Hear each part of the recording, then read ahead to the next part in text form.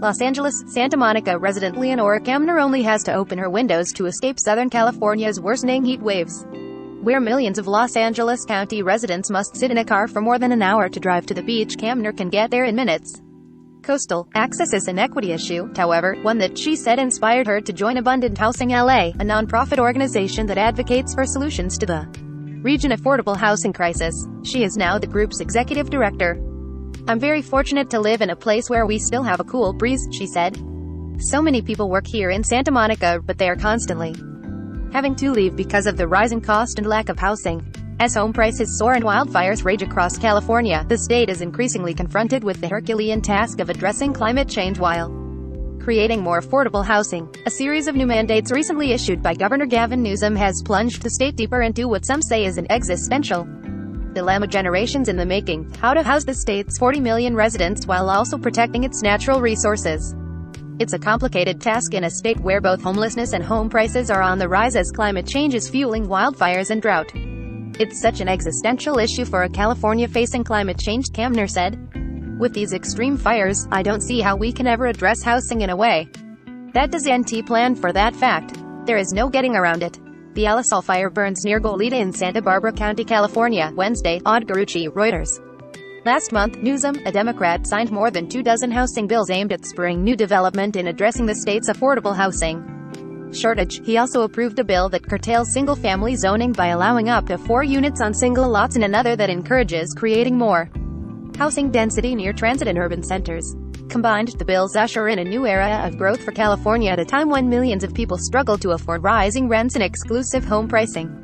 Across the state, million-dollar houses have become the norm as the pandemic economy pushed an already competitive market into overdrive. While high earners scramble to outbid each other for single-family housing stock, renters are faced with an eviction moratorium that expired at the end of September. Intertwined with California's housing shortage is climate change, which has contributed to severe drought, rising sea levels, historic wildfires, and unprecedented heat waves. The state has already outlined a goal of becoming carbon neutral by 2045, a target that advocates say can be achieved in part by creating more housing near jobs and transportation centers and thereby eliminating hours-long commutes. At the center of the debate in Southern California is a yet-to-be-completed tool that could bridge the gap between conservation and development. The SoCal Greenprint will be an interactive mapping platform providing access to more than 100 data sets that highlight natural resources inspired by similar projects around the country. The tool will include information on agricultural land, green spaces, habitats and biodiversity, and clean water and air.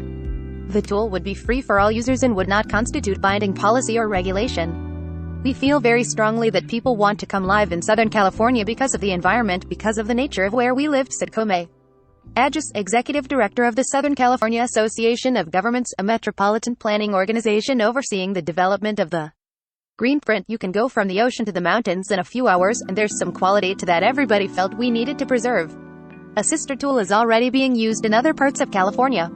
The Bay Area Greenprint was unveiled in 2017 and is actively updated with new information for real estate developers, city agencies, and community organizations. It took less than 2 years to build, according to Liz O'Donoghue, director of Sustainable Development Strategy for the California program at the Nature Conservancy, an international conservation organization that partnered with stakeholders to create the Greenprint. "It is really important at a time when we're facing so many challenges and opportunities that we have the data available so that people can make the decisions they want to make," she said.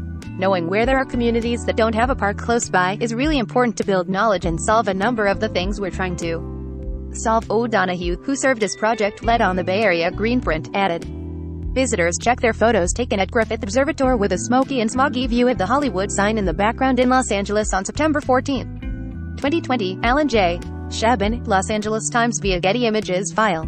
But in Southern California, where single-family zoning has long reigned supreme, the SoCal Greenprint has turned into a flashpoint. Last week, a public hearing on the future of the project evolved into a 4-hour heated debate between those who want to see its immediate completion and opponents who worry it could stymie efforts to build more housing and transportation. Some went as far as to call the tool's implementation modern-day redlining, while others cited it would be a betrayal to further delay the project. Ultimately, members of the Southern California Association of Governments voted to pause development of the SoCal Greenprint for future study and review. Chris Wilson, public policy manager for the Los Angeles County Business Federation, said the tool could have unintended consequences and affect some 4,000 transportation projects in the LA region alone, including pausing construction because of environmental concerns revealed through the green print. Wilson and his partners in the business community also worry about the potential for litigation as a result of the California Environmental Quality Act, a state law that requires local governments and public agencies to address the environmental impacts of major projects and land use decisions. Since being signed into law by then-Governor Ronald Reagan in 1970, CEQA, as it's colloquially known, has become the environmental law developers love to hate. When you understand the SoCal green print, yes, it is about housing, but there is also a spillover to the transportation and goods movement sector, Wilson said. These are things we want to make sure SCAG is aware of so there are no unintended consequences. Culver City Mayor Alex Fish said he was shocked by the contentious public hearing last week and called the green print a tremendously helpful tool. But he also sees it as a symbol of the inherent tension between conservation and development. The concern that people have is that when you look honestly at the environmental impact of building on the urban fringe, it's terrible, he said. It is just a map, but it's a proxy for so much more. Breaking news emails. Be the first to know about breaking news and other NBC News reports. Sign up. This site is protected by RECAPTCHA Privacy Policy Terms of Service.